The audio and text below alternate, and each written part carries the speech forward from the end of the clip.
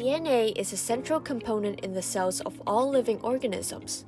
Even though it is a small molecule that cannot be seen by our naked eye, it contains all the information needed for a living organism to develop, survive, and reproduce.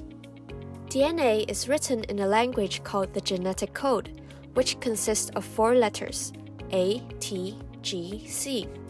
If we know how to decipher this language, we can better understand how organisms and our bodies work. In fact, scientists have already developed a method called DNA sequencing for reading the sequence of letters of a DNA molecule.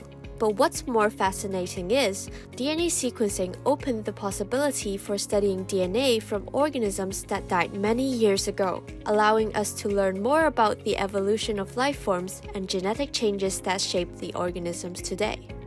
One necessary and powerful tool for understanding the evolution is the molecular clock hidden inside the DNA, also referred to the equation divergence equals to rate times time. This equation suggests that DNA and protein sequences evolve at a constant rate over time among different organisms. Scientists measure divergence by sequence alignment, a procedure of aligning and comparing sequences between different species, and generates a phylogenetic tree with branch length representing divergence. The branch lengths indicate the average number of sequence changes. The longer the branch, the more changes have occurred. If there are fossils of any ancestral nodes available, we can use the timing information recorded in them to inform the evolutionary rates of related lineages, which are further propagated along the tree so that the evolutionary times of all lineages are estimated. As mentioned earlier, fossils are important in time estimation. However, unlike animals and plants, microbes rarely have good fossils, since these soft-body microorganisms are extremely difficult to preserve in rocks.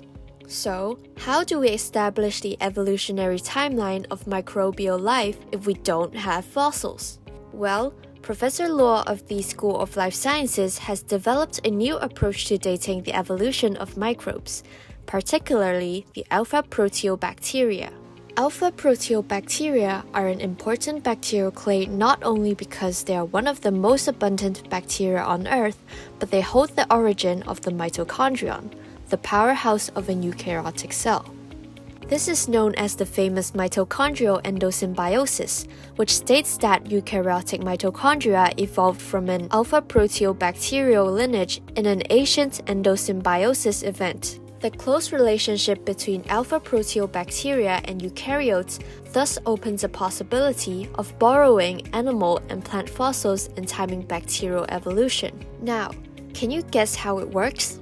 In brief, Professor Luo transferred the time information recorded by eukaryotic fossils to estimate the time at which alphaproteobacteria and their major clades evolved. By using the newly developed approach, Professor Luo's team greatly overcame the difficulties of the paucity of the fossils of bacteria in dating their evolution.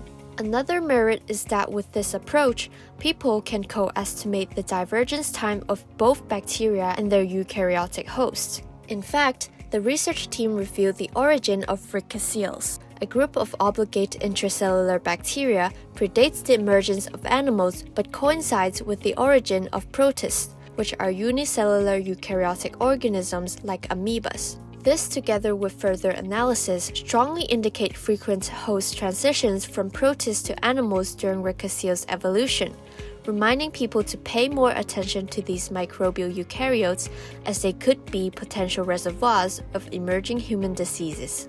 Compared with the traditional approach of using cyanobacterial fossils to date Alphaproteobacteria evolution, the mitochondria-based strategy demonstrates higher accuracy and robustness. More importantly, the idea of using endosymbiosis events opens a new window for dating the microbial tree of life where fossil records are lacking.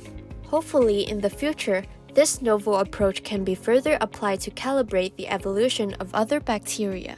In fact, Professor Luo's team has already extended this strategy to estimate the origin of another bacteria, Anammox bacteria, which plays an important role in the nitrogen cycle and results in nitrogen loss.